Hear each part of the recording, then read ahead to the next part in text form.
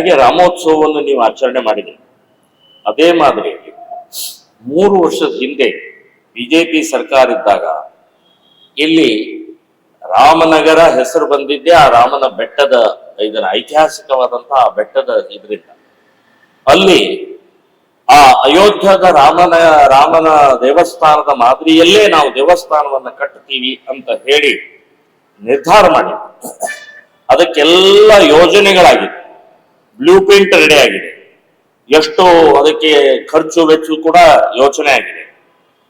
So ಇವರು ಇಕ್ಬಾಲ್ ಹುಸೇನ್ ಇವರು ಚುನಾವಣೆಯಲ್ಲಿ ಪ್ರಚಾರದಲ್ಲಿ ಈ ವಿಷಯ ತಗೊಂಡಿದ್ದಾರೆ.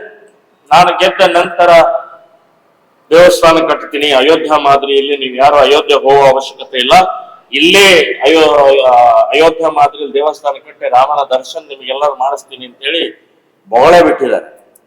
ಈಗ 3 ವರ್ಷ ಆಯ್ತು, ಒಂದೇ ಒಂದು ಶಬ್ದ ಮಾತಾಡ್ತಾ ಇಲ್ಲ.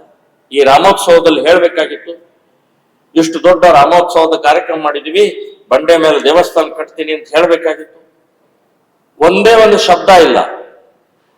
ಸೊ ನಾನು ಹೇಳ್ತಾ ಇರೋದು, ಇದು ಬೂಟಾಟಿಕೆ, ಇದು ನಾಟಕ, ಇದು ಮೋಸ. ಇದು ಈ ಕ್ಷೇತ್ರದ ಹಿಂದೂಗಳಿಗೆ ಕಣ್ಣಲ್ಲಿ ಮಣ್ಣು ಹಾಕುವಂತ ತಂತ್ರಗಾರಿಕೆ ಮಾಡ್ತಾ ಇದ್ರಿ, ಕುತಂತ್ರ ಮಾಡ್ತಾ ಇದ್ರಿ.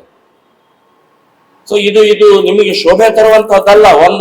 ಒಂದೊಂದ್ಸಲ ಒಂದೊಂದು ರೀತಿ ಹೇಳಿ ನಾಟಕ ಮಾಡುವಂತದ್ದು ಬಿಟ್ಬಿಡಿ.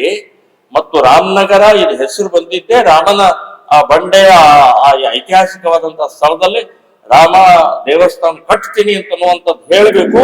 ಇಲ್ಲಾದ್ರೆ ನಾವು ಆಂದೋಲನವನ್ನ ತಗೊಳ್ಬೇಕಾಗತ್ತೆ, ಹೋರಾಟವನ್ನ ತಗೊಳ್ಬೇಕಾಗತ್ತೆ ಅನ್ನುವಂತ ದತ್ತಪೀಠದ ಹೋರಾಟ ಇದೆ ನಮ್ಮ ಮುಂದೆ.